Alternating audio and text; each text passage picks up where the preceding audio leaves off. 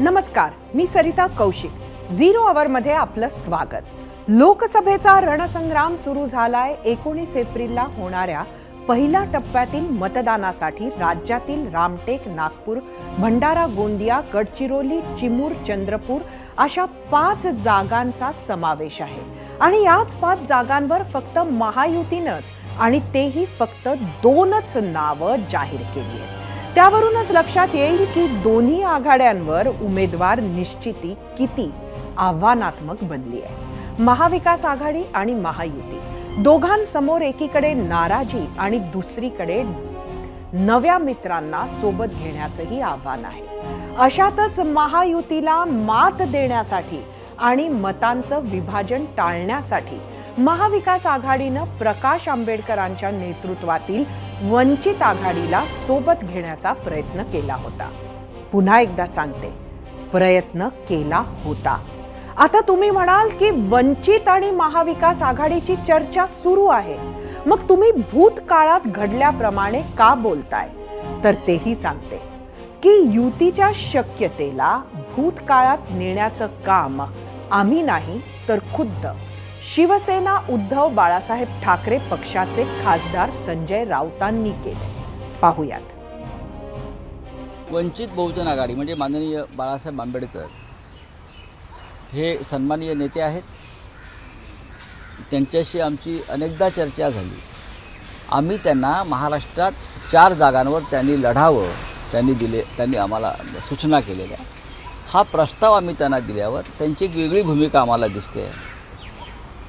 तो प्रस्ताव जर त्यांनी मान्य केला असता तर नक्कीच आम्हाला आनंद झाला असता।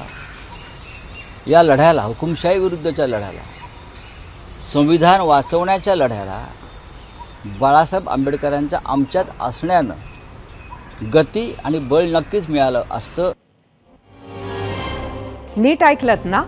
खुद्द संजय राऊत वंचित सोबत बिघडलेल्या समीकरणांवर अप्रत्यक्षरित्या बोलतायत। खरंच ही समीकरणं किती बिघडली आहेत याचं विश्लेषण करणार आहोतच, मात्र संजय राऊतांच्या वक्तव्यांवर आम्ही विचारलेला पहिला प्रश्न पाहूयात। त्यासाठी जाऊयात आपल्या पोल सेंटरला।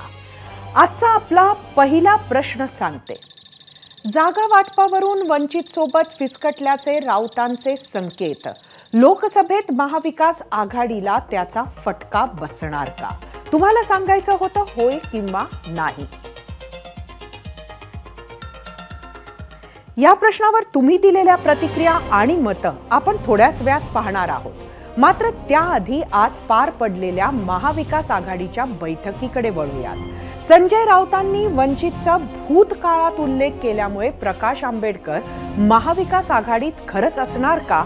आता याचे उत्तर आज द्यायला खुद्द आंबेडकरांनीही नकार दिला। आंबेडकर महाविकास आघाडीत आले उद्धव ठाकरेंचं बोट धरून, पण हल्लीच्या काळात त्यांचे संजय राऊतांवरची नाराजी स्पष्ट दिसू लागली होती आणि याच कन्फ्युजिंग परिस्थितीत महाविकास आघाडीच्या नेत्यांची आज सिल्वर ओकवर बैठक झाली। सिल्वर ओक म्हणजे शरद पवार यांचं मुंबईचं निवासस्थान। यात जागा वाटपाबाबत अंतिम टप्प्याची चर्चा झाल्याचं सांगण्यात येतंय।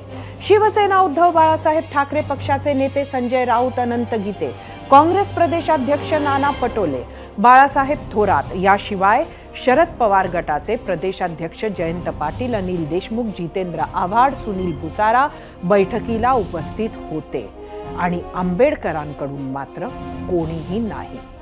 आज किंवा उद्या महाविकास आघाडी आपल्या उमेदवारांची पहिली यादी जाहीर करू शकतं अशी माहिती नाना पटोलेंनी दिली आहे।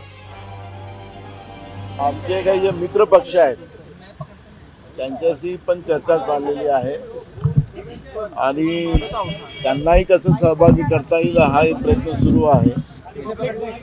प्रकाश आंबेडकर साहेबांसोबतही चर्चा चाललेली आहे। ते आज उद्या या जवळपास आमचं फायनल होईल आणि या 2 दिवसानंतर आम्ही आमच्या सगळ्या जागांचं जाहीर करू। महाविकास आघाडीतील सर्वात मोठा वाद सांगलीचाच म्हणावा लागेल। सगळ्यांचे लक्ष आज खास सांगलीकडे होते। अद्याप या सांगलीचं घोंगडं भिजत असताना उद्धव ठाकरे डबल महाराष्ट्र केसरी चंद्रहार पाटीलच्या प्रचारासाठी सांगलीत डेरे दाखल झाले. आठवण करून देते की उद्धव ठाकरेंनी सांगलीतून पहिलवान चंद्रहार पाटलांची उमेदवारी घोषित केली, तर काँग्रेसनं मात्र वसंतदादा पाटलांचा नातू विशाल पाटील यांच्यासाठी हट्ट धरत ती आमची पारंपरिक जागा असल्याचा दावा ठोकलाय. हा वाद दिल्ली दरबारीही काँग्रेसनं नेलाय. सांगलीच्या मिरजेत उद्धव ठाकरे यांच्या जनसंवाद मेळाव्याचं महाविकास आघाडीतील घटक पक्ष असलेल्या काँग्रेस आणि राष्ट्रवादीला निमंत्रण देण्यात आलंय. मात्र कोणताही बडा नेता ठाकरेंच्या सभेत फिरकला नाही. याच सांगली पुराणात उद्धव यांच्या दौऱ्याच्या दरम्यान एक ट्विस्ट आला. त्यांनी माजी मुख्यमंत्री कैलासवासी वसंतदादा पाटील यांच्या समाधीस्थळी जाऊन वसंतदादाच्या समाधीचे दर्शन घेतले. त्यावेळी तिथं उपस्थित नव्हते ते लोकसभेसाठी इच्छुक असलेले काँग्रेसचे विशाल पाटील, पण त्यांच्या आई आणि महिला काँग्रेसच्या प्रदेश उपाध्यक्षा शैलजा पाटील तिथं उपस्थित होत्या. त्यांनी ठाकरेंचं स्वागत केलं आणि त्यावेळी ठाकरेंनी एक वक्तव्य केलं आणि सांगलीवरून ट्विस्ट आला. ठाकरेंचं ते वक्तव्य पाहूयात.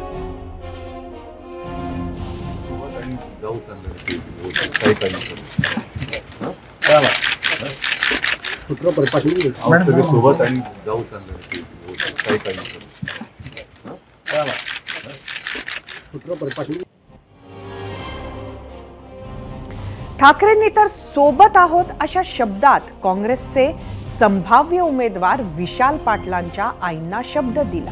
त्यामुळे चर्चा तर सुरू झाल्या की ठाकरेंकडून तडजोड केली जाते का. मात्र मिरजमध्ये जेव्हा ठाकरेंची सभा सुरू झाली तेव्हा खासदार संजय राऊतांनी पुन्हा एकदा चंद्रहार पाटलाचीच उमेदवारी जाहीर केली. लोकांच्या मनात संभ्रम निर्माण केला जातो. संभ्रम काय आहे, इथे कोण लढणार, या मैदानात चंद्रहारच लढणार, चंद्रहारच जिंकणार. आणि हा महाराष्ट्र डबल केसरी त्याची विजयाची गदा घेऊन, एका हातात मशाल घेऊन दिल्लीच्या संसदेत गेल्याशिवाय राहणार नाही, ही गॅरंटी ही सभा देते आहे. विशाल पाटलांच्या मातोश्री शैला भाभी उपस्थित होत्या, त्यांनी शुभेच्छा दिल्या. पतंगराव कदमांच्या कुटुंबानं शुभेच्छा दिल्या. आणि इथे आल्यावरती पाहिलं मिरजेमध्ये इकडल्या जनतेनंही चंद्रहारला आशीर्वाद आणि शुभेच्छा दिलेल्या आहेत. सांगलीत राऊतांनी पुन्हा एकदा चंद्रहार पाटलांचीच उमेदवारी जाहीर केली आहे. त्यामुळे आता सांगलीवरून पेटलेला काँग्रेस विरुद्ध शिवसेना ठाकरे गट हा वाद चिघळण्याची शक्यता निर्माण झाली आहे. आजच्या सांगलीतील सभेआधी उद्धव ठाकरेंनी कोल्हापूर गाठलं. तिथं त्यांनी महाविकास आघाडीचे संयुक्त उमेदवार छत्रपती शाहू महाराजांची भेट घेतली आणि विजयाचा विश्वास दिला. कुटुंबीय आणि छत्रपती शाहू महाराजांचे ऋणानुबंध हे माझ्या आजोबांपासून आहेत आणि मला आनंद आहे की याही पिढीमध्ये आणि पुढच्याही पिढीमध्ये ते अशीच घनिष्ठ राहतील. आज महाविकास आघाडीतर्फे शाहू महाराजांची उमेदवारी जी जाहीर झालेली आहे, शिवसैनिक पूर्ण ताकदीने महाराजांना विजय केल्याशिवाय राहणार नाही. कारण हा महाराष्ट्राच्या अस्मितेचा प्रश्न आहे, मराठी अस्मितेचा प्रश्न आहे. दुसरीकडे काँग्रेसकडून आज राज्यातल्या जवळपास 10 जागांवरच्या उमेदवारांसाठी चाचपणी केली. तिथल्या संभाव्य उमेदवारांची नावंही फायनल करण्यात आली आहेत. त्यातच प्रदेशाध्यक्ष नाना पटोले आणि विजय वडेट्टीवार यांना लोकसभेच्या रिंगणामध्ये उतरवण्यासाठी काँग्रेसच्या हालचाली सुरू असल्याच्या चर्चा झाल्या आणि चंद्रपुरातून नाराजीचा सूर उमटू लागला. विरोधी पक्षनेते विजय वडेट्टीवार यांना चंद्रपुरातून लोकसभा उमेदवारी देणार अशी चर्चा सुरू झाली आणि काँग्रेस आमदार आणि लोकसभेसाठीच्या दावेदार प्रतिभा धानोरकर समर्थक, काँग्रेस कार्यकर्ते, शिवाय महाविकास आघाडीतील घटक पक्षाचे अनेक कार्यकर्ते नाराज झालेत. कार्यकर्त्यांनी घोषणाबाजीही केली. इतकंच नाही तर सामूहिक राजीनाम्यांचा इशाराही दिलाय. संघर्ष करो, हम तुम्हारे साथ हैं. प्रतिभाताई आप संघर्ष करो, हम तुम्हारे साथ हैं. अरे अशी कशी देत नाही, गेल्याशिवाय राहत नाही. अरे अशी कशी प्रतिभाताई आता वळूया वंचित आणि महाविकास आघाडीच्या प्रश्नाकडे, जो आम्ही तुम्हाला विचारला होता. त्या प्रश्नावर तुम्ही दिलेल्या प्रतिक्रिया पाहण्यासाठी जाऊया आपल्या मीडिया सेंटरला. आजचा आपला प्रश्न: जागा वाटपावरून वंचित सोबत फिसकटल्याचे राऊतांचे संकेत, लोकसभेत महाविकास आघाडीला फटका बसणार का? सोशल मीडियावर काय आहेत प्रतिक्रिया? एक्स वरून महेश शिंदे: आंबेडकरांना मवियाने 4 जागा दिल्या, पण त्यांनी ते अमान्य केलं. आता त्यांचेही उमेदवार निवडून येणार नाहीत आणि महाविकास आघाडीलाही फटका बसणार. एक्स वरूनच स्वप्नील परखड: वंचित सहभागी न झाल्यास मवियाच्या मतदानाच्या टक्केवारीत नक्कीच फरक पडेल. युट्यूब वरून अजिंक्य: 100% महाविकास आघाडीला फटका बसेल. युट्यूब वरून शशिकांत मोरे: 100% वंचित बहुजन शिवाय महाविकास आघाडीचा सुपडा साफ होणार.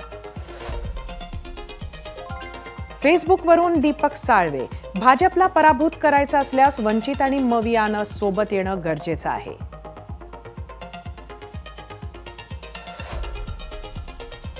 पुढची प्रतिक्रिया फेसबुक वरून प्रफुल्ल काकडे यांची: वंचित सोबत नसल्यानं महाविकास आघाडीच्या सर्व जागा पडतील. खरं तर या सगळ्या बाबतीत आपल्याला चर्चा करायची आहे विश्वजित कदम यांच्याशी. ते अगदी थोड्या वेळातच आपल्या बरोबर असणार आहे. मात्र आम्ही विचारलेल्या आजच्या भागातील पहिल्या प्रश्नावर महाराष्ट्राचा कौल काय आहे तो आपण बघूयात. जाऊयात आपल्या पोल सेंटरला.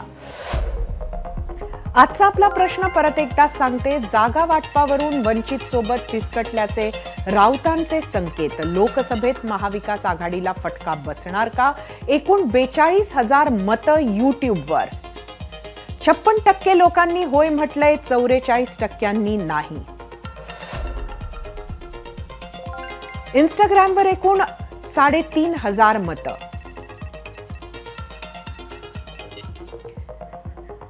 61% लोकांनी होय म्हटलंय, 39% नाही.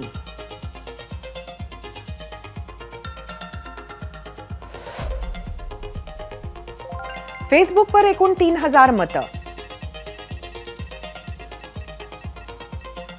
यातील 45% होय म्हटलंय, 55% नाही.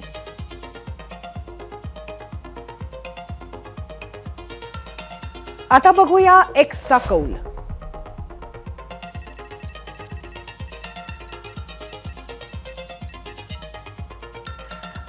48% होय म्हटलंय, 52% नाही.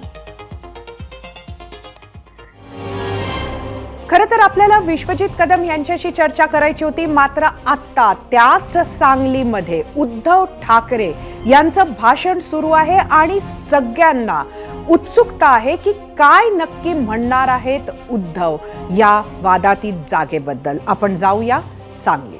त्यांनी सुद्धा धनुष्यबाणाच्या खाली ही जी काही सूचना सुप्रीम कोर्टाने केली ती त्यांना न्यायला भाग पाडा, तर आमचा आणि संपूर्ण जनतेचा न्यायालयावरती जो विश्वास आहे तो अधिक दृढ होईल, अधिक जास्त गडद होईल. का नाही लावायची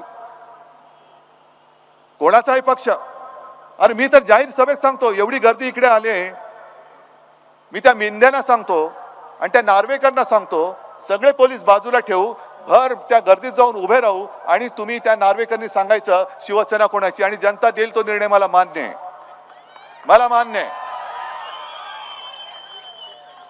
उद्धव ठाकरे हवा की नको, का तो दाढीवाला मिन्ने पाहिजे हे जनतेला ठरवू द्या, माझी तयारी आहे. जर मी बाळासाहेबांचे विचार सोडले असतील, जर मी हिंदुत्व सोडलं असेल, तर माझी जनता सांगेल की उद्धव घरी जा, हा दाढीवाला दाढी खाजवेल चालेल, पण तोच आमचा प्रमुख आहे. मान्य आहे तुम्हाला? मग उघड उघड लोकशाहीचा खून करतायत. आणि मोदीजी औरंगजेबाची वृत्ती आम्ही का नाही म्हणायचं तुम्हाला? कारण तुम्ही त्यावेळेला जसं औरंगजेबाने केलं होतं, मात्र एक बानगुडे सर ते सांगतील जास्त चांगल्या पद्धतीने. वंचित सोबत न जुळणारं समीकरण, सांगलीवरून सुरू झालेला संघर्ष आणि महाविकास आघाडी समोरची आव्हानं ही दिवसेंदिवस वाढतच चालली आहेत. ज्या सांगलीवर शिवसेना, उद्धव बाळासाहेब ठाकरे आणि काँग्रेसमध्ये घमासान सुरू झालंय, त्याच्यात सर्वात महत्वाचं नाव आहे विश्वजित कदम. त्यांच्याशीच चर्चा करण्यासाठी आपण जाऊयात आपल्या गेस्ट सेंटरला. विश्वजितजी, आपलं स्वागत आहे एबीपी माझाच्या झिरो आवरमध्ये. एकंदरीत आज काँग्रेसच्या स्थानिक कार्यकर्त्यांनी उद्धव ठाकरेंच्या सभेवर बहिष्कार टाकलाय. बहिष्कार हा शब्द योग्य नाही आणि मला वाटतं कारण नसताना आपण राजकीय स्पेक्युलेशन करण्यात अर्थ नाही. आदरणीय उद्धवजींची सभा ही पूर्वनियोजित मिरजे मध्ये होती आणि त्यांनी शिवसेनेची सभा म्हणून आज सांगली मिरजेच्या परिसरामध्ये घेतलेली आहे. आणि त्याच्यात मला वाटतं काही काँग्रेस राष्ट्रवादीचे कार्यकर्ते कदाचित उपस्थित असतील आणि तसं काही बहिष्कार कुठल्या काँग्रेस पक्षाच्या लोकांचा तिथे नाहीये. आजही आत्ता अगदी काही मिनिटांआधी संजय राऊतांनी भाषणामध्ये स्पष्ट केलं की काँग्रेस आणि राष्ट्रवादीला यावंच लागेल आणि त्यांनी जे काही संकेत दिले ते त्यांचाच उमेदवार असणार आहे असं आहे. तर हे आता काँग्रेसला मान्य आहे? एकंदरीत महाविकास आघाडीच्या नेत्यांमध्ये असं ठरलंय का? बघा, मी पुन्हा सांगू इच्छितो की राऊत साहेब काय त्यांच्या भाषणात बोललेत, पूर्णपणे भाषण त्यांचं ऐकल्याशिवाय मी कमेंट करणं योग्य नाही. पण काँग्रेस पक्षाला यावंच लागेल असं जर ते म्हणाले असतील तर काँग्रेस पक्षाला कुणी गृहीत धरण्याचं काही कारण नाही. मी एवढंच सांगतो की महाविकास आघाडीचे घटक पक्ष म्हणून काँग्रेस, राष्ट्रवादी आणि शिवसेना असे 3 पक्ष आहेत आणि महाराष्ट्रात 3 एकत्रित येणाऱ्या लोकसभेला सामोरे जात आहेत. घटक पक्षांचा महाविकास आघाडीचा जो आमच्या ज्येष्ठ नेत्यांनी एकत्रित येऊन हे महाविकास आघाडी एकत्रित केलेली आहे, त्याचा जो काही महाविकास आघाडीचा धर्म तो येणाऱ्या काळात आम्ही निश्चितपणे पाळू. आणि ती बाकी तर आमच्या काही गोष्टी अंतर्गत थोड्याशा चालू आहेत, त्या चर्चा अजून चालू आहेत. हे मला खात्री महाराष्ट्रातले काँग्रेस पक्षाचे ज्येष्ठ नेतेगण लवकरात लवकर त्यातनं मार्ग.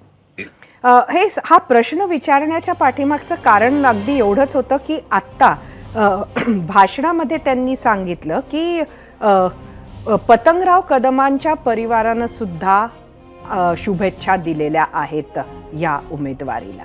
तर असं काही घडलंय का?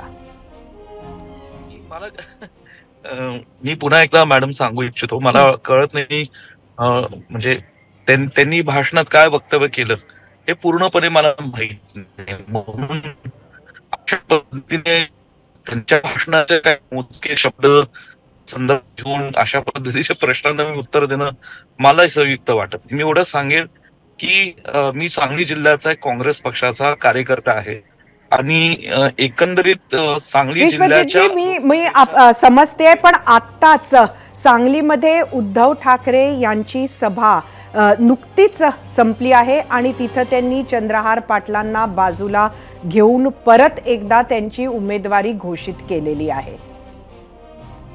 अगदी नुकतं घडलंय. नाही, मी पुन्हा सांगू इच्छितो, माझी भूमिका ही काँग्रेस पक्षाचा जिल्ह्याचा एक कार्यकर्ता, महाराष्ट्राचा कार्यकर्ता म्हणून ही माझी भूमिका ही ठाम आहे. जिल्ह्यावर सांगली लोकसभा मतदारसंघावर हा काँग्रेस पक्षाचा हक्क आहे. काँग्रेस पक्षाची ती जागा असावी अशी सांगली जिल्ह्यातील जनतेची आणि काँग्रेस पक्षाच्या कार्यकर्त्यांची इच्छा आहे आणि ती इच्छा घेऊन मी आज ती जागा काँग्रेस पक्षाला मिळावी याच्यासाठी मी लढत आहे. आणि मला साथ देणारे सांगली जिल्ह्यातले असंख्य कार्यकर्ते आहेत. विशाल पाटील माझ्यासोबत आहेत, पृथ्वीराज पाटील आहेत, जयश्री वहिनी आहेत, विक्रम सावंत जे असतील, असंख्य कार्यकर्ते सर्व थरातील सर्व स्थानिक स्वराज्य संस्थेतील ग्रामपंचायतीपासून सगळे काँग्रेसचे कार्यकर्ते आमच्या सोबत आहेत आणि ही आमची इच्छा आहे. आम्ही राज्याच्या पक्षाच्या नेत्यांकडे व्यक्त केली आहे, दिल्लीच्या काँग्रेस पक्षाकडे नेत्यांकडे व्यक्त केलेली आहे. आणि हा विषय अजूनही जे मला सांगण्यात आलं या क्षणापर्यंत की अजूनही हा विषय चर्चेमध्ये आहे. म्हणून आता ठीक आहे, आम्ही आशा धरून आहोत, एवढंच मी बोलू. नक्कीच आपल्याला शुभेच्छा. खरं तर हा उद्धव ठाकरे नक्की काय म्हणाले हे आम्ही तुम्हाला दाखवतो, कारण आता विश्वजित कदम यांना मात्र अजूनही आशा आहे की काँग्रेसचाच उमेदवार सांगलीतून दिला जाईल. मात्र अगदी काही मिनिटांपूर्वी उद्धव ठाकरे तिथंच काय म्हटले ते आपण ऐकूयात. आज सुद्धा चंद्रहारला, होय मी चंद्रहारची उमेदवारी आज जाहीर करतोय. शिवसेनेच्या मशालीवरती चंद्रहार जाणार तिकडे निवडून.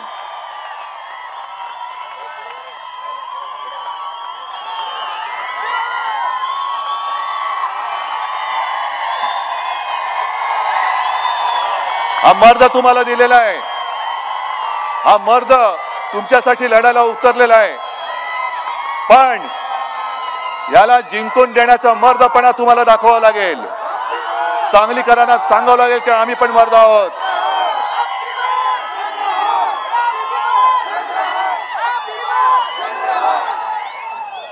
या चंद्रहारची गदा तुम्ही आहात. कारण चंद्रहार जेव्हा पहिल्यांदा माझ्याकडे भेटायला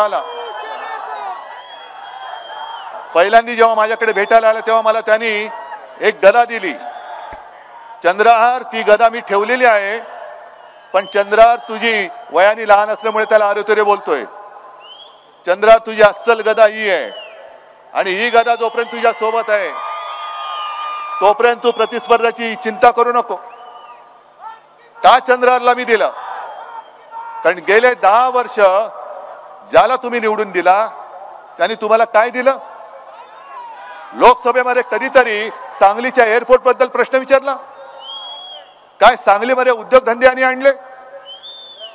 सांगलीमध्ये काय तुमचं आणखीन काय जे तुम्ही सांगत होतात, पाणी सिंचनाची सोय केली का? काही केलेलं नाही. तरी सुद्धा पुन्हा पुन्हा आपकी बार 400 पार. काय मी मागे म्हटलं ना शिवाजी पार्कला 400 पार म्हणजे काय? खुर्च्यांचं दुकान काढले तुम्ही. काय किती खुर्च्या? आता 400 पार, पुढच्या वेळेला 500 पार. हा एवढा माझा महाराष्ट्र भोळा नाहीये. माझा भोळा आहे, साधा आहे, पण मूर्ख नाहीये. आणि मोदीजी तुम्ही आज जे फिरतात, अहो तुमचे व्हिडिओ दिसतायत. म्हणजे एक तर व्हिडिओ माझ्या टेलिफोन मध्ये आहे, एक त्या नागपूरमध्ये त्या परिसरात मी गेलो होतो, यवतमाळ वाशिम, तिथल्या त्या कलावती म्हणून एक बाई आहेत, गरीब बाई. अमित शहानी जोर जोरात सांगितलं, कलावती बाई को घर मोदी ने दिया, पानी मोदी ने दिया, ये मोदी ने दिया, अमुक मोदी ने दिया. आणि मग लगेच त्या बाईंचा बाईट घेतला या पत्रकारांनी. ते बोलले सगळं खोटं आहे, मोदीजींनी मला काही दिलं नाही, मला दिलं ते राहुल गांधींनी दिलं होतं. त्यामुळे महाविकास आघाडी समोर अजूनही 2 प्रश्न कायम आहेत हे आपण बघितले. एक म्हणजे सांगलीची जागा. महाविकास आघाडी असं नाव न घेता मशाल चिन्हावर परत एकदा चंद्रहार पाटलाची उमेदवारी उद्धव ठाकरेंनी आज जाहीर केली. तर दुसरा प्रश्न आहे वंचित बहुजन आघाडीचा. भारतीय रिपब्लिकन पक्ष ते भारिप बहुजन महासंघ ते वंचित बहुजन आघाडी. प्रकाश आंबेडकरांचा राजकीय ग्राफ तीव्र वळणावळणाचा आणि अत्यंत चढउताराचा राहिला आहे. त्यासाठी फार मागे जायचीही गरज नाही. 25 वर्षात भारिप बहुजन महासंघाचा अकोला पॅटर्न अकोल्याच्या बाहेर फारसा वाढत नाहीये हे लक्षात आल्यावर 2019 साली आंबेडकरांनी वंचित बहुजनांचं राजकारण करायचं ठरवलं. 5-50 छोट्या पक्षांची मोळी बांधली आणि थेट असदुद्दीन ओवैसींच्या MIMला सोबत घेतलं. भीम आणि मीम अशी तगडी मतशक्ती एक झाली. लोकसभा लढली, आपली ताकद दाखवली, पण विधानसभा येईपर्यंत त्यांचा ब्रेकअपही झाला. मग प्रयत्न झाले ते काँग्रेस आंबेडकर यांनी एकत्र येण्याचे. मग काँग्रेसनं आपल्याला सोबत घ्यावं यासाठी बाळासाहेबांनी की बाळासाहेब आपल्या सोबत यावे म्हणून काँग्रेसनी. कोणी नक्की जास्त प्रयत्न केले हे सांगता येत नाही, पण दिल्ली वाऱ्या करूनही शेवटी होकार मात्र होऊ शकला नाही. अखेर 23 जानेवारी 2023ला थेट उद्धव ठाकरे यांच्या सेनेसोबत त्यांनी युती केली. तिकडून तरी महाविकास आघाडीमध्ये प्रवेश करता येईल असं वाटलं होतं, पण काँग्रेस आणि राष्ट्रवादीनेही वेटिंगवरच ठेवलं. मग पहिल्या काही बैठकांमध्येच बाळासाहेबांनी ठाकरेंना दूर सारत ज्या काँग्रेसनं आपल्याला वंचित ठेवलं त्यांनाच 7 जागांसाठी पाठिंबा दिला. एवढं थोडं की काय, आता केसीआर यांच्या भारत राष्ट्र समितीसोबत वंचित जाणार अशा चर्चांनाही उधाण आलं. अर्थात बाळासाहेबांनी त्या शक्यतेला तात्काळ फेटाळूनही लावलंय. आता पुढच्या निवडणुकीपर्यंत बाळासाहेब नक्की कोणासोबत दिसतील? मोदी शहांना आंबेडकर नावाची महती आणि शक्ती माहिती आहे, त्यामुळे त्यांनी तशी ऑफर वंचितला दिली तरी नवल वाटायला नको. पण ते आज बाळासाहेब नक्की कुठे आहेत यावरही अवलंबून राहील आणि सध्या तरी हे कोणीच सांगू शकत नाही. या बातमीसोबत 0 आवरमध्ये आता वेळ झाली एका छोट्या ब्रेकची. ब्रेक नंतर पाहणार आहोत महायुतीमध्ये राज ठाकरे मनसे दाखल होण्याचा मार्ग मोकळा.